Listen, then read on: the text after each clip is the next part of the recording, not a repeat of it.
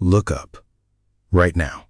Wherever you are, whatever you're doing, tip your head back and look up. What did you see? A ceiling, probably. A light fixture. A flat slice of pale sky through a window, if you're lucky. Now hold on to that. Because your great-grandmother, standing on the exact patch of ground you're on now, looked up and saw 2,000 stars and a river of pale light pouring from one horizon to the other. You have almost certainly never seen it. So what happened in the years between her and you? Here is the first strange thing. Nothing in the sky changed. The stars are exactly where they were. The galaxy your planet sits inside has not moved an inch.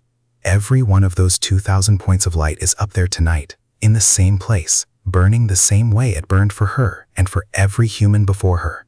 The thing that changed is not above your head at all. It is underneath it, on the ground, in the last 3 or 4 human lifetimes. So how do you make a galaxy disappear without touching a single star? You drown it in light. For almost the entire history of your species, nightfall meant darkness. Real darkness. When the sun went down, the world went black, and the sky switched on. Then, in a single eye blink of history, that reversed. A man named Thomas Edison sold the first practical light bulb in 1879. Within 70 years, whole nations glowed. Now, the light never stops. It pours up from street lamps and parking lots and billboards and bedroom windows, strikes the dust and moisture hanging in the air, and scatters back down as a permanent orange haze. Scientists call it sky glow, a dome of wasted light sitting over every city on Earth, washing out everything fainter than the few brightest stars. And it works terrifyingly well. An astronomer named Fabio Falci led a team that mapped the night brightness of the entire planet, sky by sky. The finding? About a third of all the people alive can no longer see the Milky Way at all. In the United States, it is nearly 4 out of 5. A child born in a big city tonight can live an entire life, 80 years, 90, and never once see the galaxy they are physically sitting inside. And it is accelerating.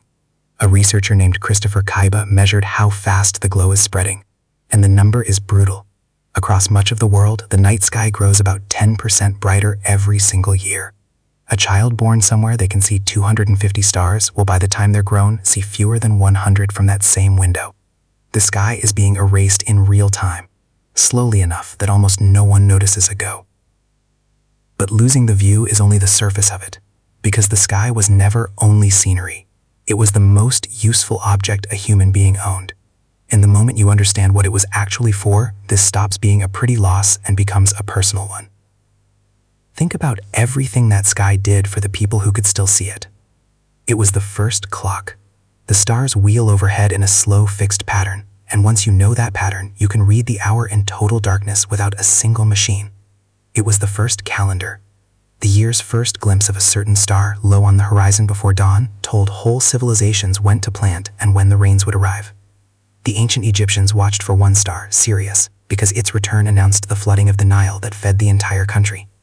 Across the world, cultures that had never met watched the same faint little cluster, the Pleiades, a small knot of light some call the Seven Sisters, and read its first rising as the signal to begin the planting year.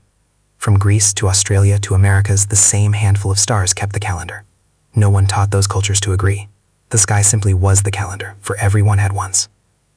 And it held far more than dates and directions. It held the stories. Every culture wrote its heroes and its monsters and its dead into the patterns of the stars and read them back to its children, night after night, as the oldest picture book that ever existed. The constellations were a library anyone could open from anywhere on Earth, and every single person owned a copy. When a sky goes out, that library doesn't burn. It just quietly stops being legible. People crossed oceans with it. Long before any instrument existed, the navigators of the Pacific sailed thousands of miles of open water using nothing but the sky, the swell of the waves, and the wind. One of the last great masters of that art, a navigator named Mao Pi-Lug, could hold a course clear across the open Pacific with no compass and no charts at all. Only a map of rising and setting stars he carried entirely in his head. He knew which star climbed out of the sea at which notch on the horizon, and he steered toward them one after another, all night long. A skill handed down, person to person, mouth to mouth, for 1,000 years. And this was not rare genius. For tens of thousands of years, reading the sky was simply part of being a capable adult, as ordinary as reading a street sign is to you. So ask yourself, honestly, could you find north right now, standing outside with no phone, using only the sky over your head? Almost no one alive can. A skill that every human carried for 100,000 years died out in about 3 generations. Not because it was hard, because the need for it quietly disappeared. And maybe that sounds like nothing worth mourning. Maybe it sounds like progress. You don't need the stars to tell time. There's a clock in your pocket. You don't need them to find your way. There's a small machine in that same pocket that listens to a different set of stars, the ones your own species built and flung into orbit, and tells you exactly where you stand to within a few steps. You don't need the sky to know when to plant. Every job the night sky used to do has been handed off to something faster and more precise. So the books look balanced. An old tool was lost. Better tools were built. Call it even. Except it isn't even. Because the sky was doing one last job, a quiet one that no clock and no map and no satellite has ever taken over. Most people never even noticed it was happening. It was making you feel small. Stay with that, because it's the whole thing. There is a specific feeling that rolls over a person standing in front of something so vast it won't quite fit inside the mind. It's the thing that lifts the hair on your arms inside a huge cathedral or at the lip of a canyon, or the first time you really see the ocean. The plain word for it is awe. And it turns out awe is not just a nice mood. It does something measurable to a person. A psychologist named Dr. Keltner has spent much of his career studying exactly this, and the results are striking. Awe quiets the part of your mind that never stops narrating you. Your worries, your ranking, your endless small ones. Keltner calls what's left the small self. And in that state, people change. In one experiment from his lab, people who had just been made to feel a wave of awe were noticeably more likely to stop and help a stranger who had dropped a fistful of pens. Awe made them kinder, more patient, more generous. The feeling of being small, it turns out, makes a person better.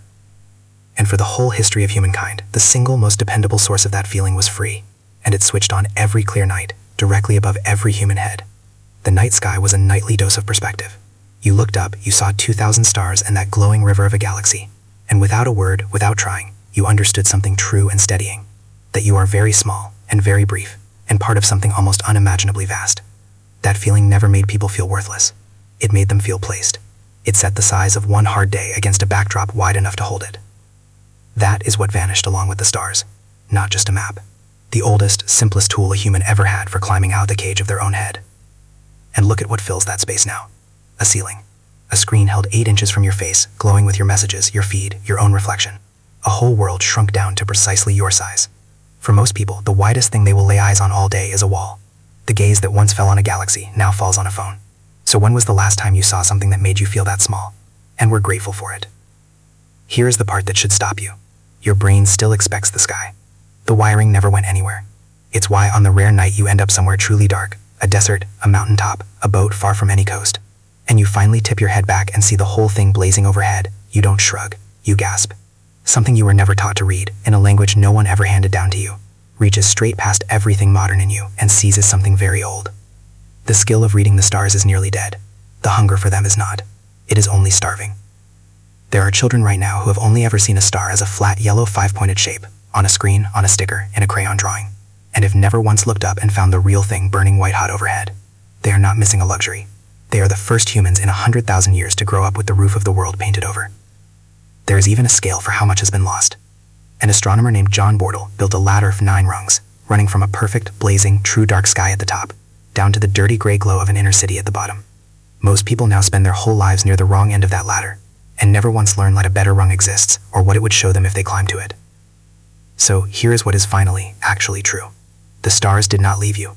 You can prove it for yourself tonight. Drive far from the lights, stand still, and wait 20 minutes in the dark for your eyes to open all the way. And it comes back. All of it. The 2,000 stars, the river of light, the exact sky your great-grandmother saw on her last night and her first.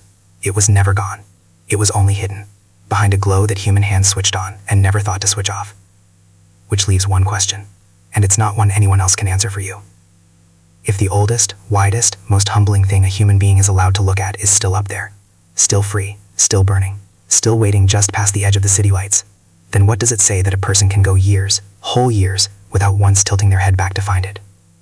When is the last time you truly saw it? And if you went looking tonight, really went, past the last streetlight and out into the dark, what do you think that sky would still be able to do to you?